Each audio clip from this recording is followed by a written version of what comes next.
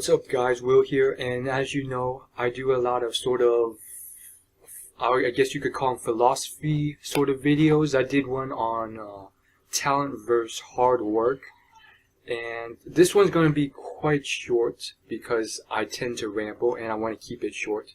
But I just want to touch on the sort of thing about, can money buy happiness?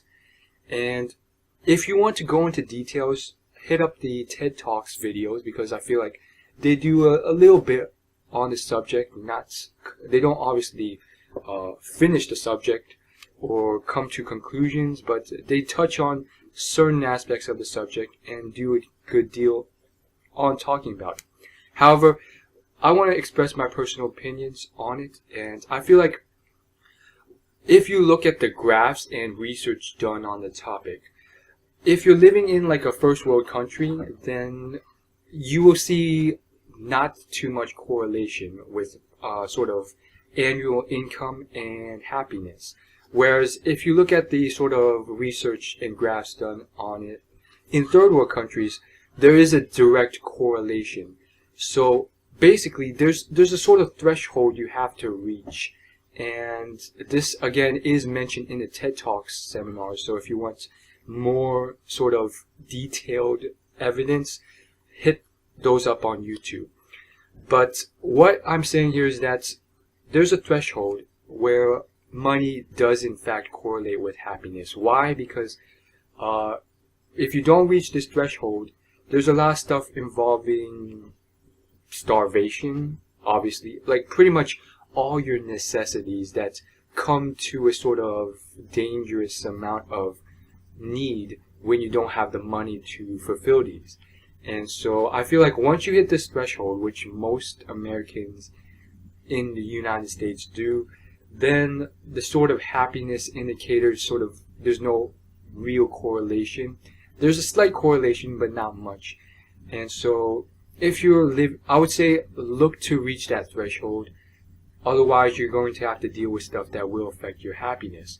And so I guess if you need a sort of saying or statement to go behind it, I would say money won't buy you happiness, but a lack of money can sort of bring you unhappiness up until a certain threshold. And so you got starvation, you got food, shelter, heating, air conditioning, and just the typical necessities.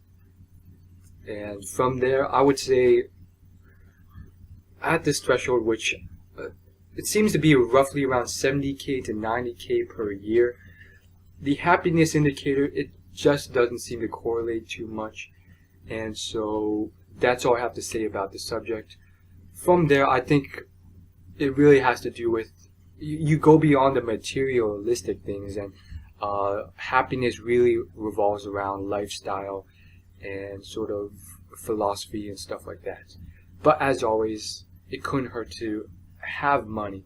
I would say personally, there's always this other threshold on top where too much money can bring a lot of other issues that will make it worse.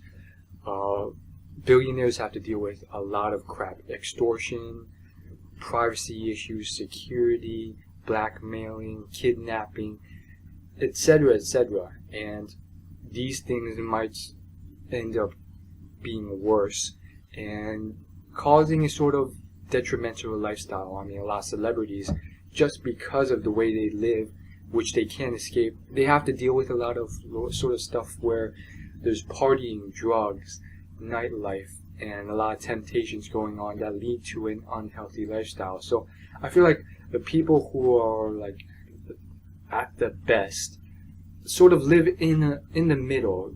Well, I would say upper echelon of middle, where they're living a good life, but at the same time they're not like super rich. They're rich but not super rich, and they have all these sort of healthy things without the cons of being super rich, like sort of security and kidnapping and all the stuff the super rich people have to deal with.